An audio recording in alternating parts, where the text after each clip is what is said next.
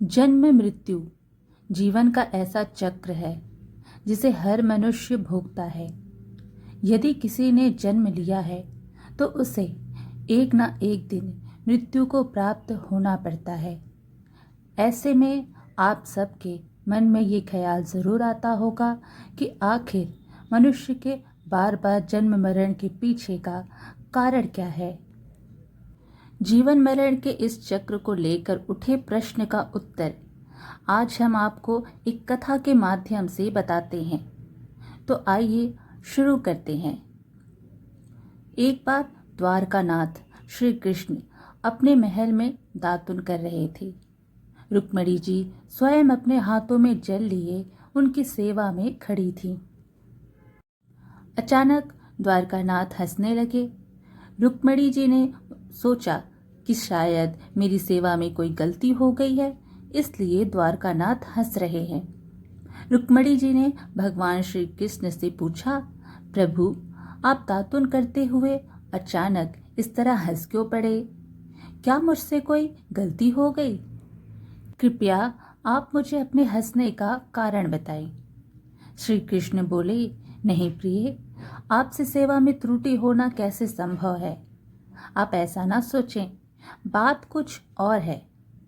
रुक्मिणी जी ने कहा, आप अपने हंसने का रहस्य मुझे बता दें तो मेरे मन को शांति मिल जाएगी, अन्यथा मेरे मन में बेचैनी बनी रहेगी। तब श्री कृष्ण ने मुस्कुराते हुए रुक्मिणी जी से कहा, देखो वह सामने एक चींटी के पीछे कितनी तेजी से दौड़ा चला जा रहा है। वह अपनी पूरी ताकत लगाकर चींटी का पीछा कर उसे पा लेना चाहता है। उसे देखकर मुझे अपनी माया शक्ति की प्रबलता का विचार करके हंसी आ रही है। रुक्मिणी जी ने आश्चर्यचकित होते हुए कहा, वह कैसे प्रभु? इस चींटी के पीछे चींटे के दौड़ने पर आपको अपनी माया शक्ति की प्रबलता कैसे दिख गई? भगवान श्री कृष्ण ने कहा, मैं इस चींटे को 14 बार इंद्र बना चुका हूँ। 14 बार देवराज के पद का भोग करने पर भी इसकी भोग लिप्सा समाप्त नहीं हुई। यह देखकर मुझे हंसी आ गई। इंद्र की पदवी भी भोग योनि है। मनुष्य अपने उत्कृष्ट कर्मों से इंद्रत्व को प्राप्त कर सकता है। 100 अश्वमेध यज्ञ करने वाला व्यक्ति इंद्र पद प्राप्त कर लेता है, लेकिन जब उनके भोग पूरे हो जाते हैं तो उसे पुनः पृथ्वी पर आकर जन्म ग्रहण करना पड़ता है। प्रत्येक जीव इंद्रियों का स्वामी है, परंतु जब जीव इंद्रियों का दास बन जाता है तो जीवन कलुषित हो जाता है और बार बार जन्म मरण के बंधन में पड़ता है।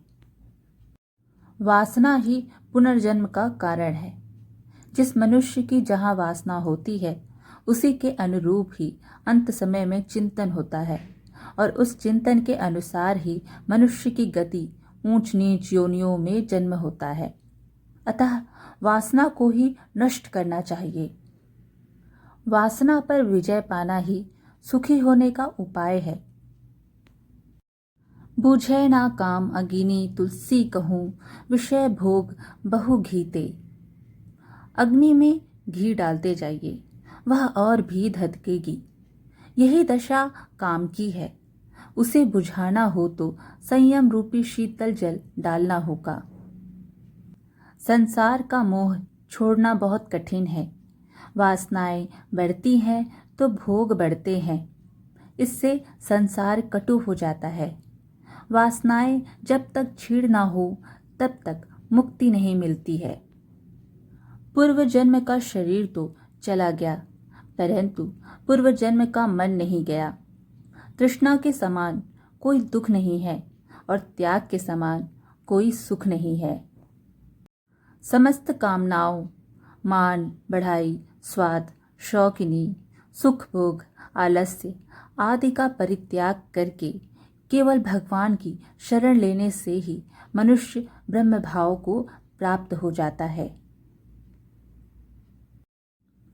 तो आज की कथा यहीं समाप्त हुई। आप लोगों को आज की वीडियो कैसी लगी हमें ज़रूर बताएं। अच्छी लगी तो लाइक शेयर ज़रूर करिएगा और अच्छी अच्छी कथाएं सुनने के लिए हमारे चैनल को सब्सक्राइब भी कर लीजिए। धन्यवाद।